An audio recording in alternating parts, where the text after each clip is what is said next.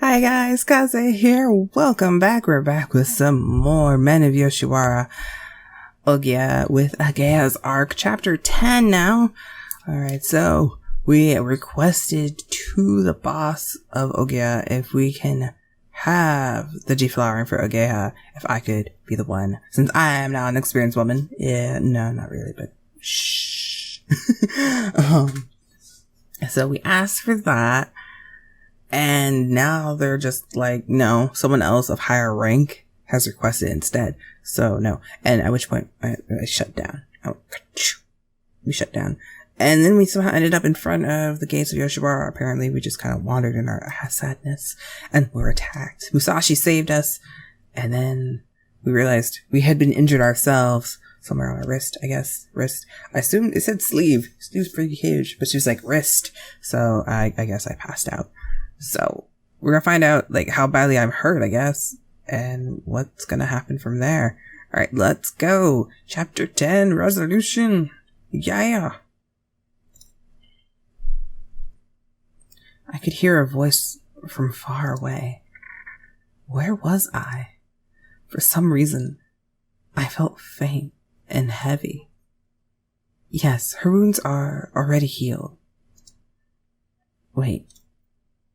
Why did I felt like I could hear someone's voice? I finally opened my heavy eyelids. What I saw was a familiar scene in my room. And right when I heard the door slowly open, my lady, have you awakened? Musashi. Coming in were Musashi and the doctor who had always serviced our family. However, my body was heavy. Tired, so much so I barely wanted to open my eyes. Hey lady, you've been asleep for the past few days. It seems your body took the blade wound rather poorly. Wait, what day is it? My lady, please do not force yourself up. You were just on death's door. Struck by a spell of dizziness, I laid back down on my futon. Wait, why am I on a futon when obviously this is a bed? This would be a futon bed. My vision blurred, and I was overcome with a desire to vomit. You were sleeping for 3 days, my lady. Oh, 3 days? Relief hit me as I heard his blurred words. 3 days. That meant Ageha was still. I remember what happened a few days ago, and my eyes grew red, my fever aside. I said, can we pretend like that talk never happened? Misery built up in my mind. My vision began to fog. After just a bit more, I was almost there. Why? I covered my burning eyes with my arm and let out a pain choke. It seems her condition has set her emotions off. Allow me to administer more calming medication. After a while, the doctor made me drink some medicine. A powerful wave of sleepiness hit me, and I was out for the night. I don't remember well what had happened after that. For the days that followed, my wounds brought fevers, and I stayed in bed. Even when I woke, my mind would be too scrambled. All I could do was have rice gruel. On occasion, however, my mother and Musashi briefly peered into my room, looking worried, and I simply looked at them through the thin curtain. And so, I did that, and that alone as time passed. And past time did ever so cold. The day before Ageha's deflowering drew even closer. Was it still a waste? Oh, Ageha, Kaze, this clear voice that called me, the heart behind it that knew corruption. Kaze, I'd finally managed to see you. So why did you have to look so sad even in my dream? Ageha, However, I couldn't speak well enough, and my words struggled to come out. I wanted to reach out and touch his cheek and let him know how deeply I felt for him. I wanted to forget this miserable reality and be with the person I love, at least in my dream. And yet, I wanted to see you, Kaze, no matter what. So, I ran away from the pleasure house to come here. What? Ageha smiled a pained smile. Wait. This isn't a dream? In that moment, I came back to reality. Where am I? Kaze? Ageha, Is that really you? Huh? Yeah, I looked a bit taken aback and wore an expression difficult to describe. And when I took a look around me, I wasn't dreaming. I was in the room I had always known, lying upon my bed, as ill as ever. What are you doing here? What do you mean you ran away? I hosted my weak body and touched his cheek to make sure. Ageha looked a little worn out. That day, I heard when you were attacked when you left Ohgiya, but I didn't hear whether you were alright or not. His brown boyish eyes stared to fill with tears. But if they find you, run. I know. But I wanted to see you, Kaze, no matter what. I can take anything to throw at me later, but tears overflowed from his eyes, spilling down his cheeks and onto the floor. But if anything happened to you, Kaze, Ageha, I spoke. Don't cry. Don't cry. Sorry. I told myself I wouldn't cry in front of you anymore, but... He reached out both hands and hugged me. I'm so relieved, Kaze. I'm so glad you're alive and safe. His voice was strained, and he clutched me tightly, as if making sure of my existence. And I simply took his embrace, my mind opting not to think. Everything was happening so suddenly, and the fever devouring my body wasn't helping. And right then... No, you mustn't! As I heard Musashi's voice, the door went flying open. I knew you'd be here, Ageha. The boss of Ageha muscled into my room, ignoring Musashi's protest. Ageha's expression froze. However, he completely halted his tears and glared at his boss, me still in his arms. They're glaring at each other. They're glaring! The room was so tense I hesitated to breathe. However, after a few moments, the boss let out a sigh. Ageha, there's no way. You don't know what punishment awaits you. If you run out of the pleasure district, pleasure house, am I right? Ageha held me tighter. Punish me as hard as you want. I regret nothing. Ageha. There's a fierce light burning within his eyes. Just when did he become so strong? So it's come to this. With a look of reluctance on his face, the boss turned his eyes outside. Come in. Pushing Musashi off the side, the Ohgiya assistant outside came in. He seemed to be holding a small bag in his hand. We hope you will accept this in exchange for keeping silent about this incident. Huh?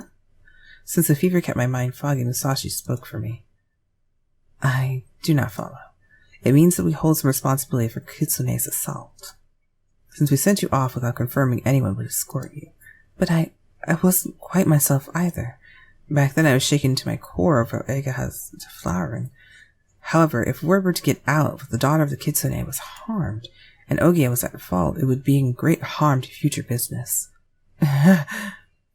Rage overtook Musashi's face. This tragedy has befallen my lady, and yet you... Of course, we don't intend to only save ourselves. Since the fact that Miss Kitsune was hoping to purchase and be the one who deflowers Ageha has been known to us for quite some time. What do you mean, sir? Ageha gave the boss and assistant a confused look. Having a problem like this in our hands before you're deflowering isn't going to draw customers, and it's not like we stand to gain anything from punishing you if the rumor's out. But we have to keep face being business of scale that we are. Then you mean... Ageha was at a loss for words, completely stunned. I forced my body up. Is that true? May I really be Ageha's first? Of course, you may also purchase him, granted you follow the correct steps. Kaze! We exchanged happy glances. I wasn't quite sure what just happened, but I repeated the boss's words in my mind over and over. Well then, if we reach an understanding, we shall be off. Wait, Ageha, I want to make sure of something. Alright. You feel Ageha's body tense up. You weren't expecting something like this, were you? And so you brought that up. Earlier? No, I did not. Nothing of the sort. Just, what was he talking about? I couldn't grasp where this was going, but... After falling silent for a moment, the boss left the room with his assistant and Musashi. I laid on my bed for a while as well, resting myself. pushing myself with feverish, was starting to take its toll. Are you alright? Ageha brushed off my hair on my burning forehead. So what did you say to the boss earlier, Ageha? Oh, Ageha's face took on a lush red. His eyes swam across the room awkwardly. However, after a while, his eyes housed the same strength that he looked at his boss with. I thought I had to change. When you spoke to me in that flower field, it was just how much you pushed yourself for my sake. You even went and stood up for me in front of my boss back then. You mean that night when I was attacked? Yeah. He bit his lip in pain. All I've ever done was cry and accept my own weakness. Even though you're not even that much older than me. So since then, I kept telling him, Kaze. I kept telling him I wanted you to be my first, and I was willing to die if I didn't. Really? The person I was promised to gave up. You said you were willing to die? His shocking revelation had me covering my mouth. I'm sorry, but I was really serious. If I can be with you, Kaze, and under any trial that may come, I'll become a strong enough man to protect you. I swear it. So please, live with me. Let me protect you. A single tear rolled out my eye when I heard the seriousness in his voice. The nobility in my beloved's face began to blur in my damp vision. If you would, again. Of course I would, Kaze. He gently slid his arms around me and hugged me. And I reached my arms out to him. His back was far larger than I had thought, and stronger too. Afterwards, about 10 days had passed and I had finally fully healed. I went to Ohgiya to officially request Ageha's purchase and deflowering, and as expected, it went off without a hitch. And there was a lot of worry about in regards to Rule's reputation, but ultimately they accepted, leaving me with rather complicated feelings. A few days later, the day of Ageha's deflowering had officially come. There was a grand feast to celebrate in the tea house. Ageha's boss and assistant were at the court, as well as the courtesans and Musashi were attending. As the geisha sang and danced, the door slid open and I heard a voice. I am here. Ah, I like his new kimono. He gets to be all flashy now. Flash, flash.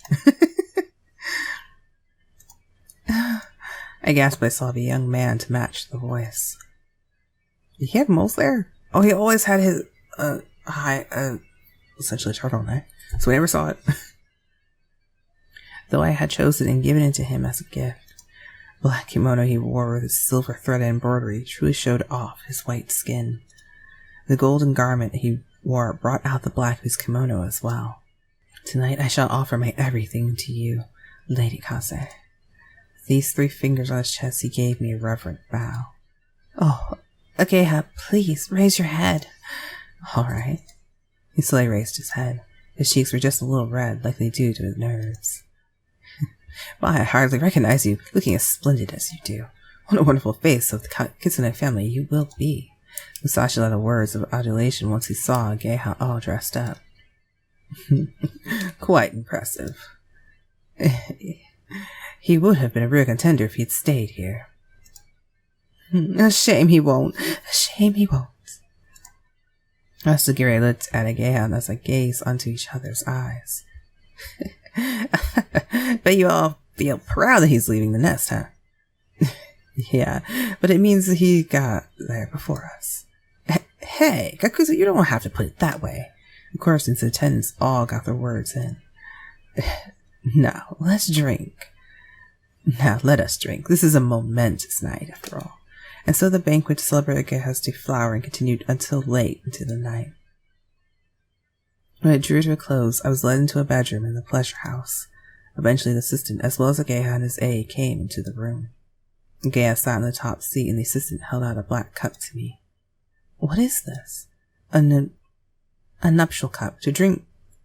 A nuptial cup to be drunk from on the ritual of the couple's first night. The aide poured sake into the cup. A storm of emotions in my heart, I drank it all and handed the cup back. I like his 2 little... This looks like vampire markings. Ageha drank from the same cup once it was refilled. With that, we became husband and wife for the night. Do have a good night, both of you. The assistant left with the aide, leaving me alone with Ageha in the bedroom. The night marched quietly on. Strange, isn't it? Becoming a couple with a cup like this. Oh? Well, when I think about how we worked to get here. Yeah. Again, not surely feeling all sorts of emotions. He fell in love for the first time. Yet we could not be together on this island. Not easily. There are so many walls. Yet now, at long last, like normal couple, we would be together with whom we loved. You know, Kaze, what you said back then, you were right. I looked at the Ageha beside me when he whispered. He had his eyes lowered as he swore a smile. Ageha? Well, you told me not to give up, right? I'm sure if back then I gave up on my dream, I would have given up on you too. But since you told me my dream would come true if I kept on believing. Oh, Ageha. His eyes let out a thin, beautiful light, like they were made of glass. How delicate he seemed. How delicate our dream of love was. And now the love we had yearned for was in the place we could reach. I'm glad I didn't give up on you either, Ageha. Though there were so many hard times, though I'd cried so much, you're here by my side now. We lost nothing. I am, Kaze. Her eyes met softly. Seeing a look in his eyes gentler than any other, I knew our hearts had become one. His fingers slowly reached for my cheek and caressed my soft flesh. Ageha. I placed my hand on his and let my cheek to him as I stared into his eyes. Say, you have spots here. I never knew. Huh? I reached my fingers to his neck. My fingers touched the 2 spots on his neck. He shrank back. That tickles. Oh, I'm sorry. I couldn't help it. That's okay. No need to apologize. If you want to touch me, go ahead. I mean, his cheeks glowed a thin red. We're about to be husband and wife, right? His hand wrapped around mine and guided it to the left part of his chest. The bare skin I touched was unlike his finger, ablaze. Can you tell how I feel? I'm so happy, but scared too. Ba-bum, ba-bum, ba-bum. His heartbeat under my palm was a little fast. The rhythm of his chest matched the rhythm of mine. I'm the same, Ageha. I'm a little scared too. But I'm far happier than I can be with you, Ageha. Me too, Kaze. Both of our eyes fell. Our lips then came together, becoming as linked as our hearts.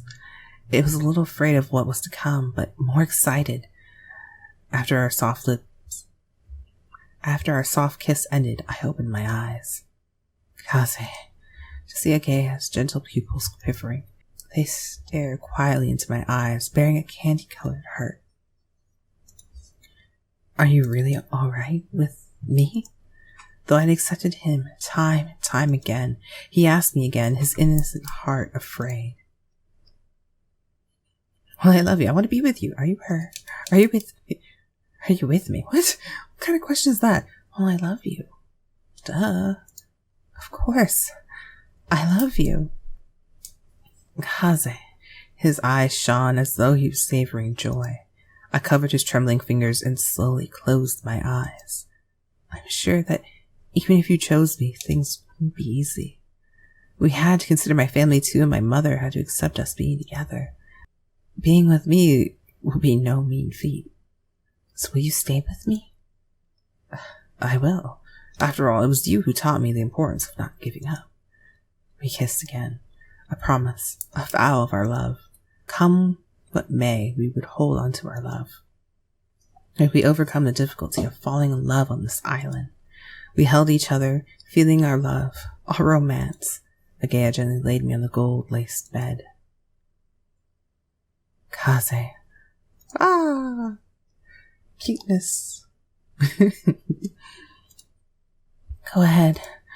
His near-ripe fruit was about to part. His innocence was about to end, and his awakening was upon us. His fingers skated across my skin, and I knew the heat of my beloved for the first time. Oh. When I averted my eyes, he gripped my shoulder with shaking hands and looked right at me. Don't be afraid of me. Alright, okay. His kiss moved from my lips down to my neck, letting flowers blossom over my white skin. And his cheeks were far hotter, redder than the flower blooming on my chest. There was fear in my heart, most definitely. My body shrunk and quivered, my heart pounding like it would burst. I feared the end of my youthful spring, the coming of my adulthood. Once one stepped through those gates, one could never return to the time of innocence. But that was fine.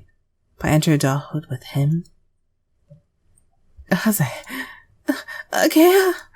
With great pain, we cast aside our innocence into the days of our memories. Okay! Woo! What is our score? Very good. 92%. We're close. So close to 100. I wonder what ending we're gonna get. We're on the last chapter. Alright, hopefully we have a happy ending. Or the super happy ending. Whichever one. Was it super happy ending? I forgot what it's called, honestly. Yeah, super happy ending. Alright, anyway, I'll see you guys next time. We're gonna find out how this ends, but obviously we've been deflowered. So has he. So I'll see you guys later. Bye guys. If you like the video, please feel free to give a like, and subscribe to the channel if you haven't already. And I'll see you guys later. Bye, Kaze out.